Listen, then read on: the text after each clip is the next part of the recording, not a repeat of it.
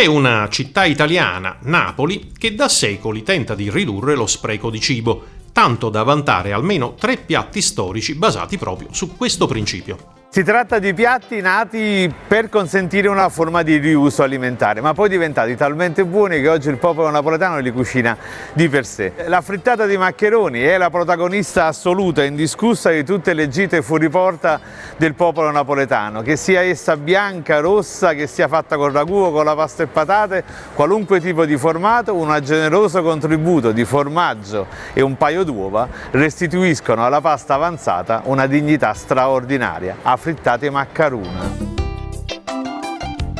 Poi c'è la pasta mista. La cosiddetta miscata, quelle che i napoletani d'antan chiamavano con un termine volgare amunzaia. Era il residuo della lavorazione sia dei pastai ma anche della vendita della pasta. Quando la pasta si vendeva a peso dai salumieri, avvolta nella famosa carta blu, la cosiddetta carta maccheroni per l'appunto, sotto le cassette di legno nei quali viaggiava la pasta rimaneva sempre qualche maccherone spezzato.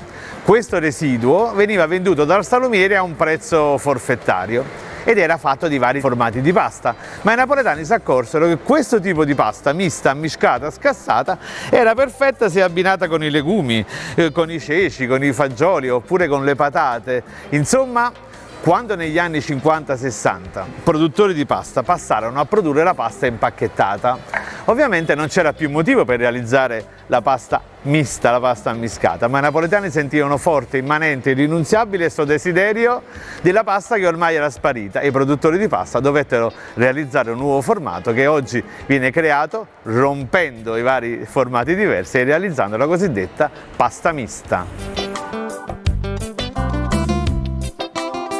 Passiamo al dolce, col famoso o famigerato biscotto amarena. Ha sempre avuto una cattiva reputazione perché una leggenda metropolitana voleva che esso fosse realizzato, di solito il lunedì per esempio, con tutti gli avanzi, le paste invendute del fine settimana. In realtà probabilmente questa cosa è avvenuta sul serio, ma mentre prima il riuso alimentare non era un valore, oggi è diventato un comportamento virtuoso. Le vecchie paste vengono triturate e viene fatta un'aggiunta di cioccolata e di sciroppo d'amarena e poi viene decorato appunto con una marmellata d'amarena nella parte superiore. Un dolce nato con una cattiva reputazione è oggi un dolce che è il simbolo del riuso alimentare, di un comportamento etico, morigerato, positivo, il mio perfetto pre-caffè.